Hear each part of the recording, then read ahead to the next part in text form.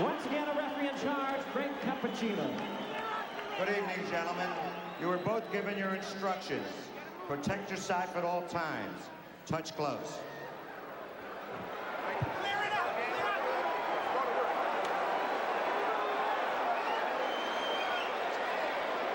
Well, for Buster Mathis Jr., his father, the one-time heavyweight contender, Buster Mathis Sr., who died of a heart attack 3 months ago, gave his son, Sean O'Grady, a word of advice about intimidation.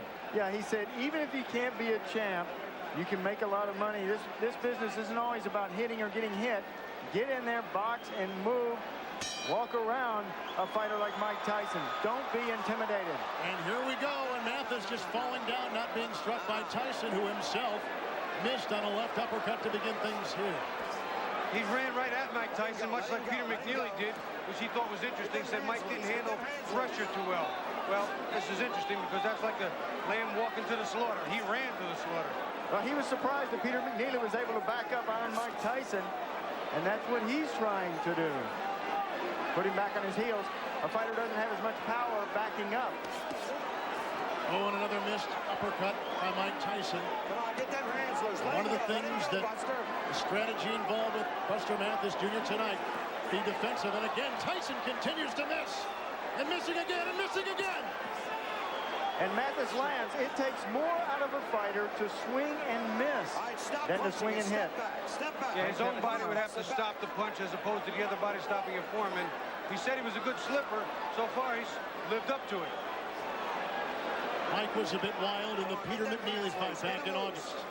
Nothing much in terms of evaluation gain there. They think tonight there will be an evaluation. But you know, in those punches of that Peter McNeely fight, he missed many times like he's done the first part of this round. Let him go, Mike. Well, by pinning Tyson against the ropes, he almost guarantees he'll last the round, especially with those 224 pounds. Tyson connects right there, and Mathis comes back with the right uppercut. Mathis is trying to stay so close that Mike can't wind up with any of those big bombs and hit him. So far, it's worked. Do you like the strategy? So far, it's not bad. Jumping in, jumping out, pressing Mike, staying inside. We'll see what happens when he gets hit, though. Body punches. There's a shot by Mike Tyson with the left. Buster said, I have to get his respect early, so I'm going to go in with a barrage in the early part of this fight, and I think he has done that.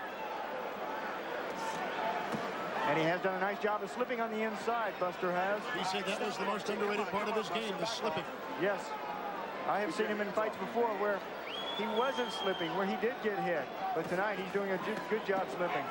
Tyson missing again with the left uppercut. Tyson really trying to swing from the third row. Step back, Buster. Just briefly, a moment ago, Mike switched to southpaw and threw like a right jab, which I thought was interesting. Well, it's not too hard right now to discern the early strategy by Buster Mathis. Oh, yeah, smother the power, get inside of it.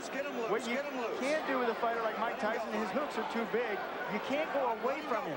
All he does is extend his hooks. Yeah.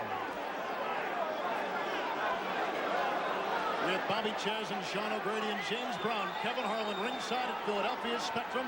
We are through with round one, and Buster Mathis is lasting. Tyson is not sharp. Look at all these misses from him on the inside. Buster Mathis, there is a miss. Strike one, strike two. Buster Mathis doing a good job of rolling on that big belly that he has to try to avoid punches. Here comes Tyson now, connecting with the left jab and coming with the right, and again, he is crowded by Mathis. You notice that Mike this time, instead of coming out throwing hooks, which Buster can get under, came out jabbing, setting up the jab. Even a short man can be effective with the jab. Mathis picked off some of Tyson's shots with his glove and made him miss with his movement. That's slipping we talked about before. And again, Tyson coming and missing again with the left hook. But swinging with a lot of power. Swinging and missing, Mike Tyson. Says that he is physically stronger now. Oh, low blow from Buster Mathis. Mathis had to do something to take away that barrage from Mike Tyson. He didn't want to be intimidated. Bobby Ches, what about the size, the height of Mathis and Tyson going up against a guy almost shorter? Well, you know, that's a funny thing because I used to tell people, listen, if I ever go up to heavyweight and I fought Mike, I'd get underneath Mike. He'd have to punch down at me, which is something he's not only not used to, but not as good at.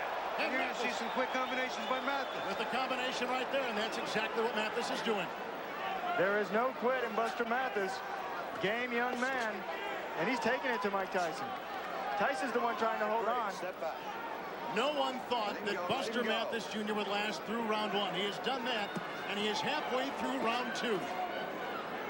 Now, as we spoke about before, the jury's still out until he fights a top contender. Well, some of his detractors may say, wow, Buster Mathis manhandled him at points.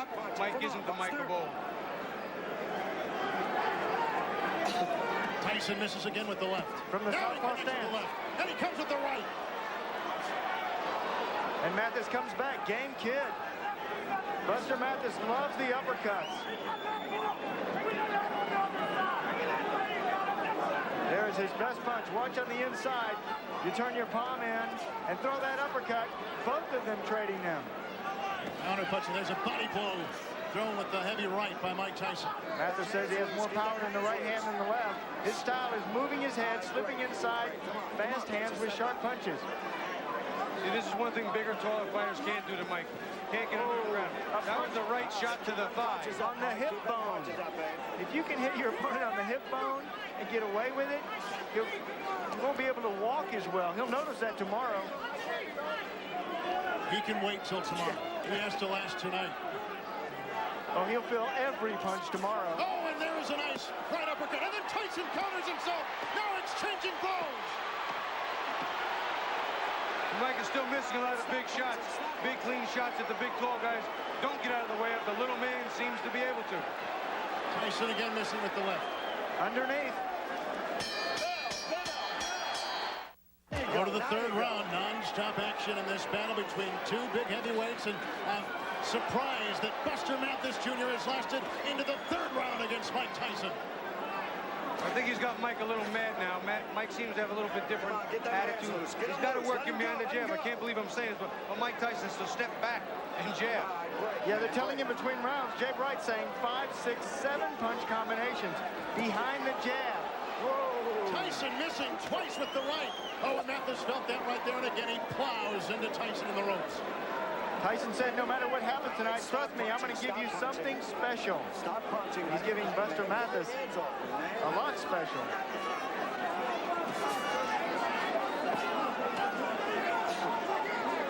Mathis has been crowding. Mathis has been slipping punches. Mathis has been ducking. And it's caused Tyson to miss numerous times on big, wild shots. Well, they're very happy in the corner of Buster Mathis.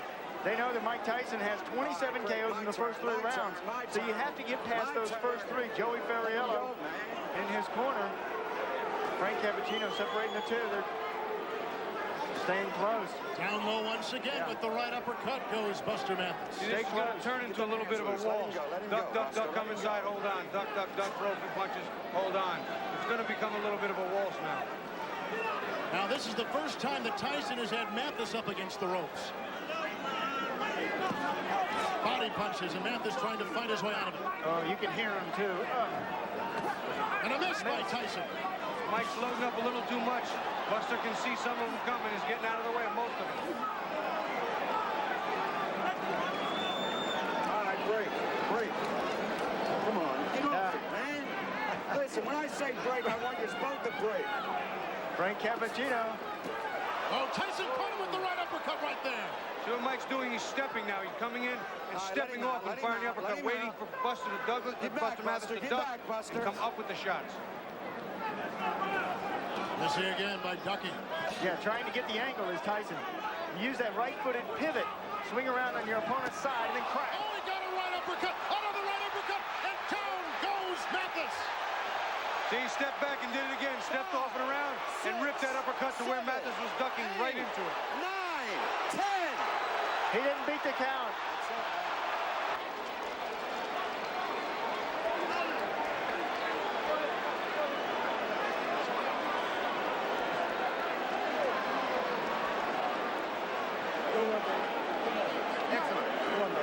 Well, no one thought that Buster Mathis Jr. would last 1 round. No one thought he would last 2 rounds. And almost no one gave him a chance to get into the third, but that's what he did. Somewhat of a surprise here in Philadelphia, but Mike Tyson wins again.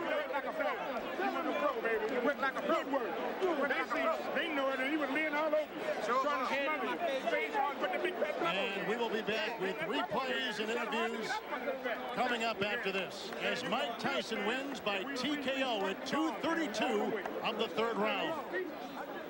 Decision on the Mathis Tyson bout. Let's go to our ring announcer, Jimmy Lennon Jr. Ladies and gentlemen, we have the time of 2 minutes, 32 seconds in round number 3. Our referee in charge, Frank Cappuccino, reaches the count of 10. The winner by way of knockout, Mike